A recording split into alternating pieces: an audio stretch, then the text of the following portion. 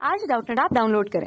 Doubtnut पर अपने सभी गणित, रसायन विज्ञान, भौतिक विज्ञान और जीव विज्ञान के डाउट्स का करो सफाया। बस प्रश्न की फोटो खींचो, एक ही प्रश्न को क्रॉप करो और तुरंत वीडियो सोल्यूशन पाओ। अभी डाउनलोड करें। हेलो दोस्तों, आइए देखते हैं एक प्रश्न।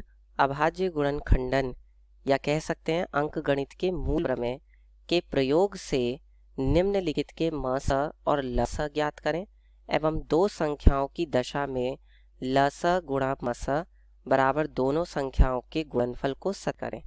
तो ये एक प्रमेय होती है, ठीक है, कि अगर कोई दो संख्या है p और q, तो p और q का जो गुणनफल होता है वो इसके बराबर होता है पी क्यू का मस, ठीक है, और गुणा में उनका लस, ठीक है। यही हमें सत्यापित करना है। अब इन्होंने अभाज्य गुणनखंडन से कहा है, तो हम अभाज्य गुणनखंड कर लेते हैं पहले 26 के। तो 26 के अभाज्य गुणनखंड कितने होंगे? पहले 2 से काटेंगे तो 13 दूनी 26, 13 से कटेगा 13 एकम 13, ठीक है। फिर 91 है, तो 91 किससे जाएगा? देखिए 7 से काटते हैं पहले, 7 एकम 7, कितना बचा? 2, 7 तिया 21, फिर 13 से चला जाएगा 13 एकम 13, ठीक है। तो 26 को तो हम लिख सकते हैं कितना? 2 गुणा में 13, और 91 को हम क्या लिख सकते हैं? 91 को हम लिख सकते हैं 7 गुणा में 13।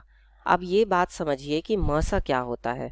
मसा ये होता है जो पद दोनों में उभयनिष्ठ हो, या कह सकते हैं केवल उभयनिष्ठ पद, केवल उभयनिष्ठ पद, यानी कि जो दोनों में होना चाहिए वही क्या होता है? हमारा मसा होता है। तो अब यहाँ पर हमारा मसा कितना हो जाएगा? कहते हैं कि 13 इन दोनों में ही मौजूद है, तो इसमें एक 13 आ जाएगा यहाँ पे, ठीक है। 13 का एक जोड़ा बन गया ना, तो उसमें से एक 13 आ जाएगा, वही हमारा क्या होगा? मसा होगा। अब हम इसका लसा निकालते हैं, तो लसा क्या होता है वो भी समझ लीजिए। लसा में आता है, एक तो आपका जो मसा आया है वो, तो मसा आएगा, ठीक है, और क्या आता है? जो बच जाता है वो, और क्या हुआ, यानी कि एक तो ये 13 ही आ जाएगा इसका ऐसे ही, ठीक है।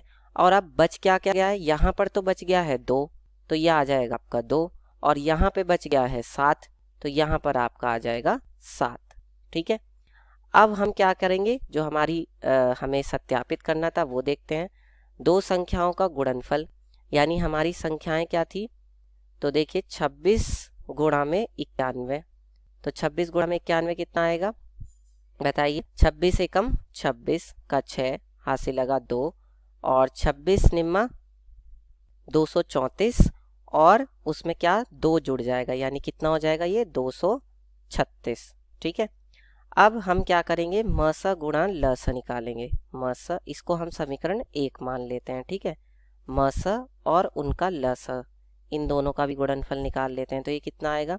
मसा है 13, लसा है 13 गुणा में 2 गुणा में 7, तो ये कितना आ जाएगा बताइए? ये आपका आ जाएगा 13 का वर्ग 169 गुणा में 2 गुणा में 7, यानी कि 14। तो यहाँ से मसा गुणा लसा कितना आ जाएगा? मसा गुणा लसा, ये आपका बराबर होगा, तो ये भी आपका कितना आएगा? 2366। इसको हम मान लेते हैं समीकरण 2, ठीक है। तो हम यहाँ पर लिख सकते हैं, यहाँ पर हम क्या लिखेंगे?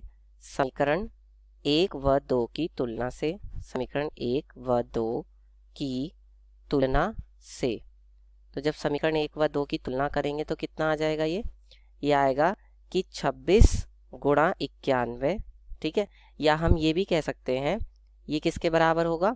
इनका मसा, ठीक है, मसा गुणा में लसा। या हम ये भी कह सकते हैं, या हम क्या भी कह सकते हैं कि दो संख्याओं का गुणनफल, दो संख्याओं का गुणनफल, ठीक है, किसके बराबर होगा? उनका मसा गुणा में लसा, ठीक है। यही हमें सत्यापित करना था। और इसके बाद हमारा मसा है 13 और लसा कितना हो जाएगा हमारा? 13 दूनी 26 गुणा में 7, ठीक है। तो 7 6 42 का 2, हासिल लगा 4, और 7 दूनी 14, और 4 कितने हो जाएगा? 18, 182। तो ये आपका लसा हो जाएगा, ये मसा हो जाएगा, और ये हमने जो सत्यापित करने के लिए कहा था वो भी कर दिया। कक्षा 6 से 12वीं से लेकर नीट, IIT, JEE वो एडवांस के लेवल तक 1 करोड़ से ज्यादा छात्रों का भरोसा। आज ही डाउनलोड करें डाउटनेट ऐप या व्हाट्सएप करें अपने सारे डाउट्स 8400 400 400 पर।